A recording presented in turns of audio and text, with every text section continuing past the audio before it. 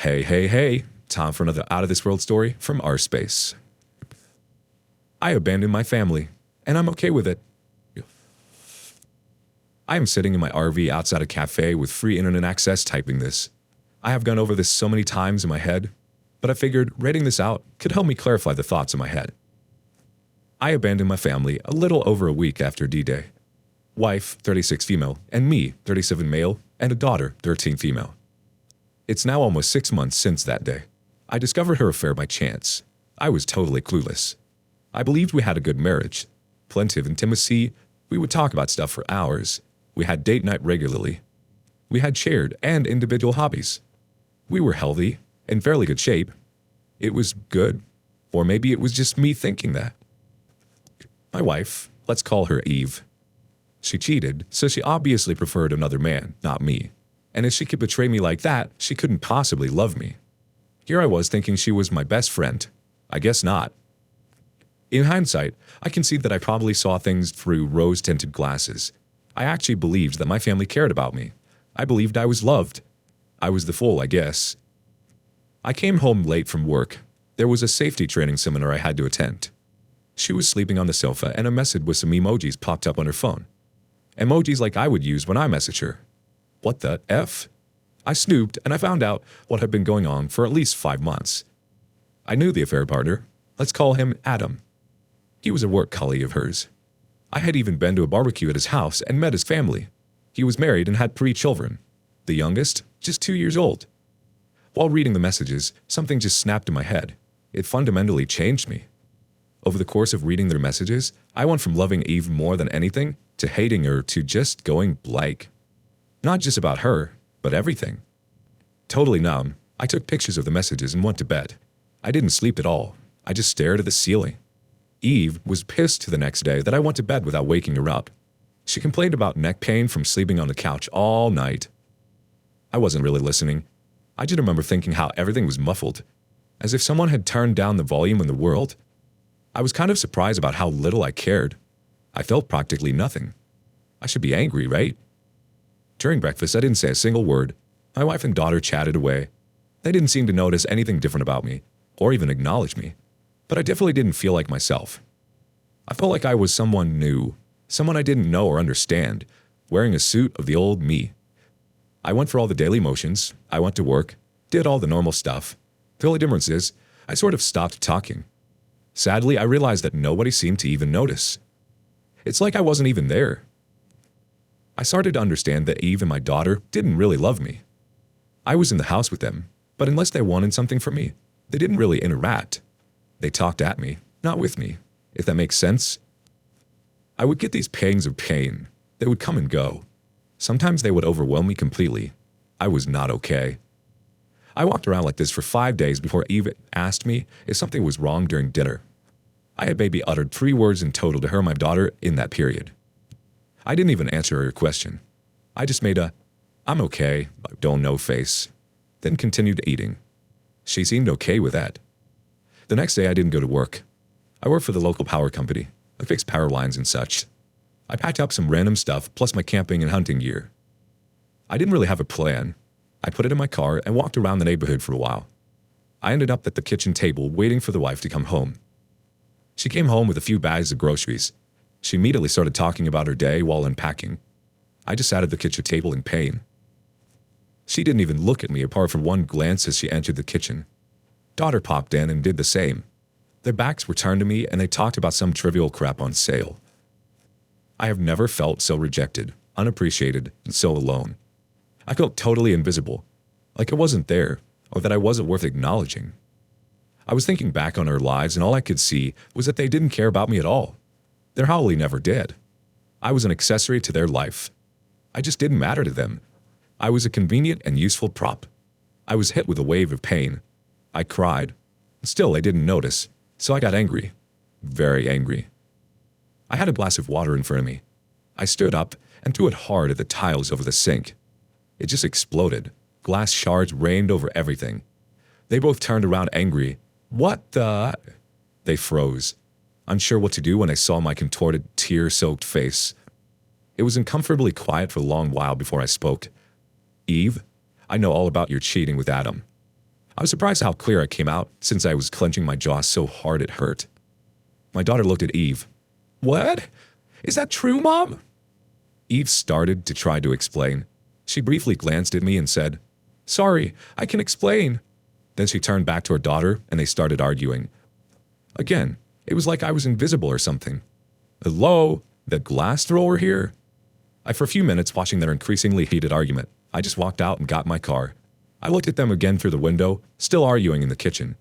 They didn't even notice I had left. I sat there for a few more minutes before I gave up and just drove off. It took maybe 15 minutes before Eve tried to call me. Then call after call after call. Then a flood of texts from both of them. I just ignored it and eventually turned the phone off. The next day, I took half of our money out and called my boss. I told him I didn't know when I would be back. He told me if I didn't show up, I was fired. I just told him, okay, and hung up. I just didn't care. I went to Adam's house. His wife opened. I gave her a copy of the messages and told her what Adam and my wife had been up to. I left her crying on the stairs. At the end of the day, I ended up in a cheap hotel at the edge of town. The next few days were kind of a blur while I tried to come to terms with things. I didn't make any real progress, mostly staring at the wall, trying to think of reasons not to end myself. Eve's older brother is a cop. Let's call him Bob. Bob showed up on the third or fourth day. I'm not sure. I don't know how he found me. He tried to interrogate me. I didn't say anything. When I didn't engage, he told me I was under arrest and put me in cuffs. However, he didn't take me to the station like I expected.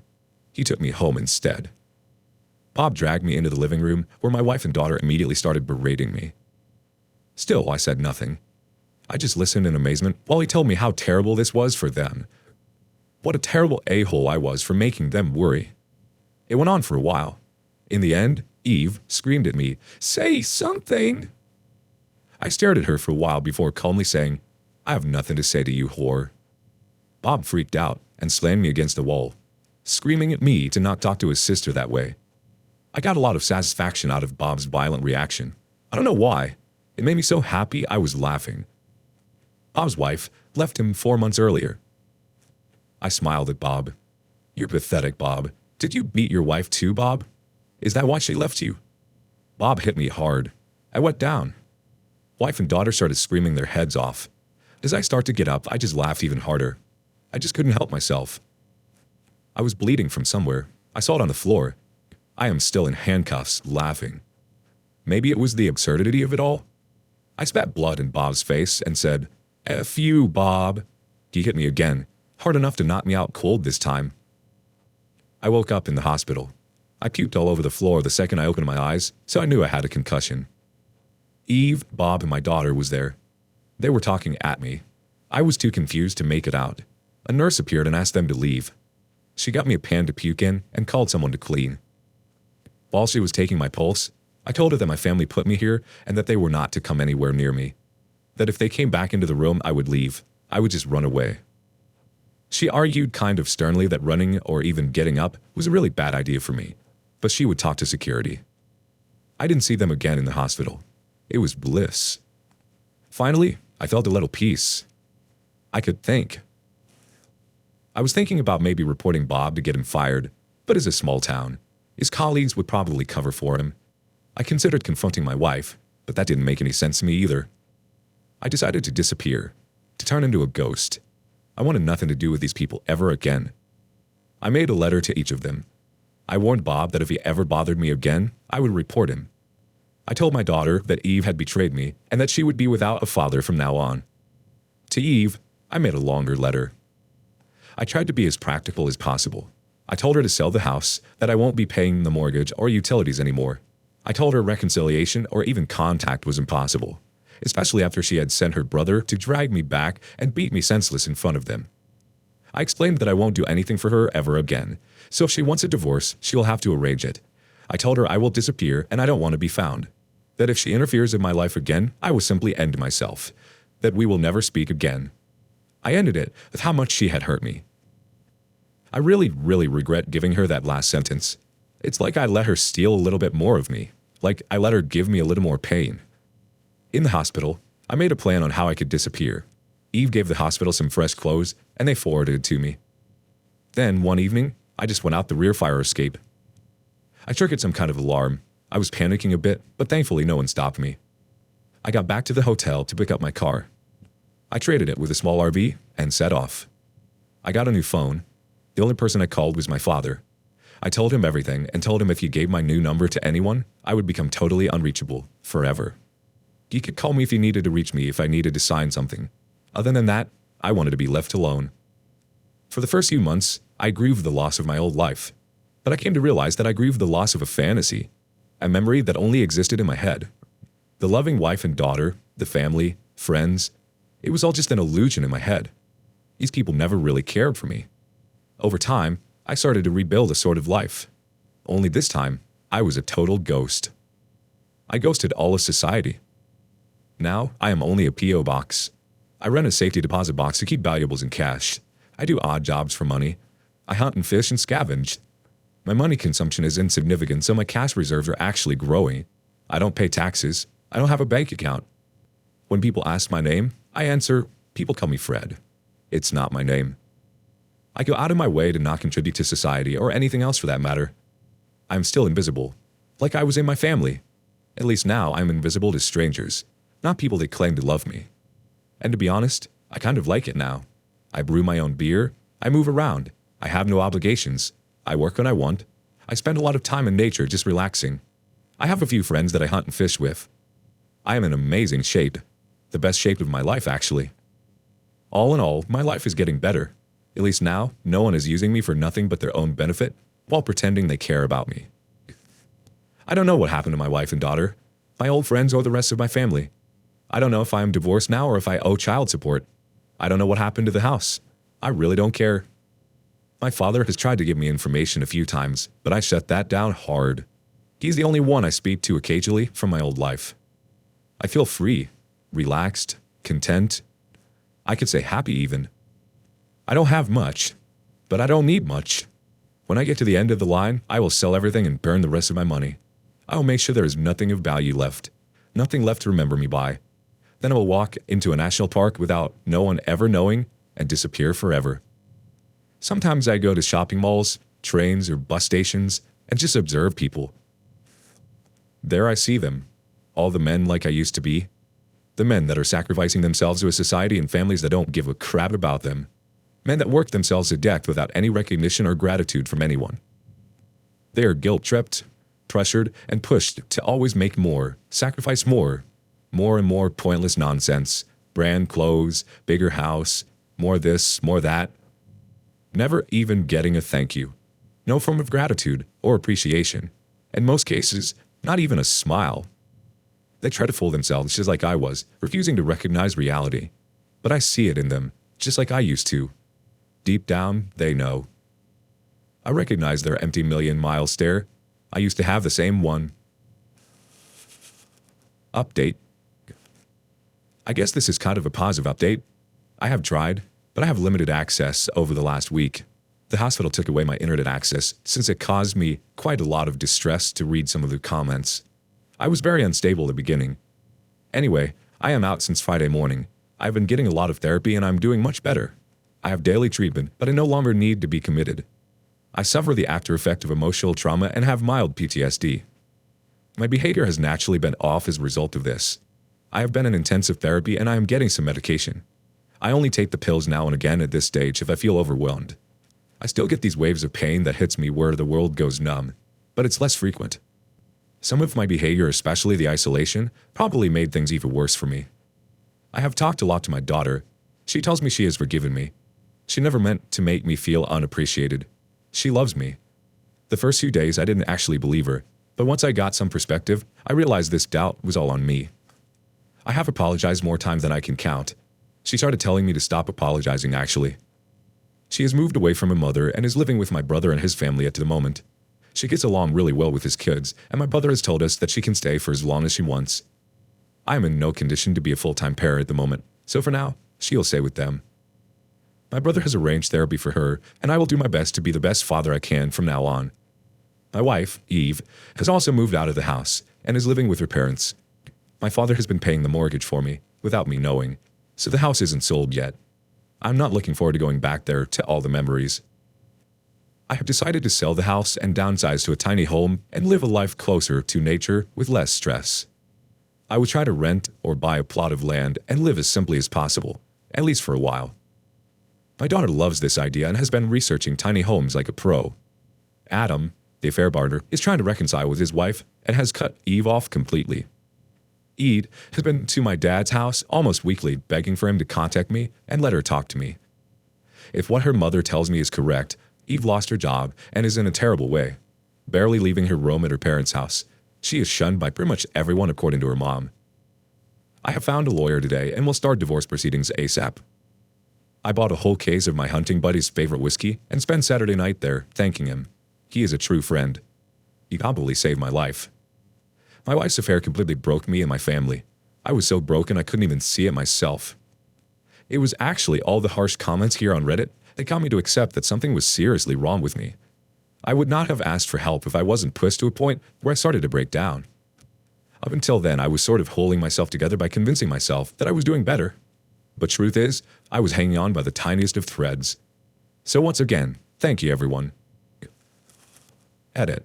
I forgot to tell you about Bob. I have called Bob's employer today and pleaded Bob's case that he continues as a cop. Bob visited me on Thursday. He had prepared all the paperwork for me to file a complaint against him. He made no excuses. He admitted his behavior was completely out of line. He apologized for losing control and that it was entirely his fault. He pushed me pretty hard to file against him actually. But I've been thinking about him. I have seen him throw himself in the path of a punch to protect an old woman being attacked. I know a lot of his colleagues, and they always talk about how he will always go the extra mile to help someone. I found out why his wife divorced him as well.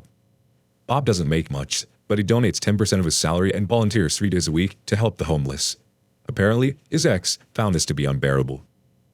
Bob refused to stop helping, so she divorced him. Bob is a good man. He lost control one time. I lost my way for over 6 months.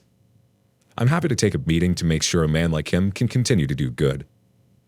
He took me to see the homeless people he helps today, after I insisted, and he needs to keep doing what he is doing.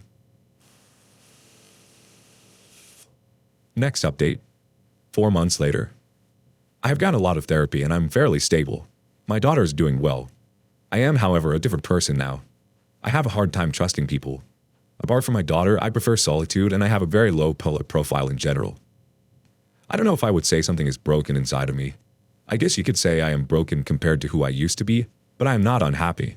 I am perfectly okay as a partial loner. I'm just different now, I guess. The house is sold and I bought a tiny home where me and my daughter live. It's not a tiny home like you see on TV. It has 2 separate bedrooms and a combined living room kitchen.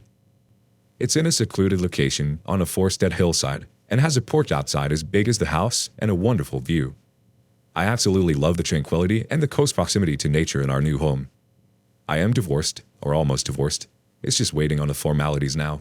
Expected time frame is 3 months. Soon-to-be ex-wife has been begging me a lot for a second chance, almost daily, but she has not demanded anything from me. She doesn't try to excuse herself. She owns her affair. We use mediation and she has given me everything basically, all our assets and full custody. The only thing she has asked for is to be allowed to visit often, so she could try to repair her relationship with our daughter. She has offered to cook and clean as well, but I don't want to feel like I owe her anything. I will keep the household operational. It's tiny anyway. And I need some chores for my daughter. I don't want her to grow up to be a spoiled brat. My daughter and soon-to-be ex-wife's relationship is very, very strained. We will have to see how it goes. For you that want to tell me that this is a ploy to try to get back with me, don't worry, she is not sneaky about it at all. She has told me straight out that she hopes we can find a way back together and that she will make efforts towards that. If I put up boundaries, she has promised to respect that. So I'm okay. From my perspective, I have told her I want closure, but there's no way of repairing our relationship. We will be co-parents, and that's it. I'm insisted on split custody since it's cumbersome to undo full custody after the divorce is final. Now that I can think straight, I want our daughter to have a relationship with her mother. I have forgiven her and moved on. I will live my life as I see fit from here on out.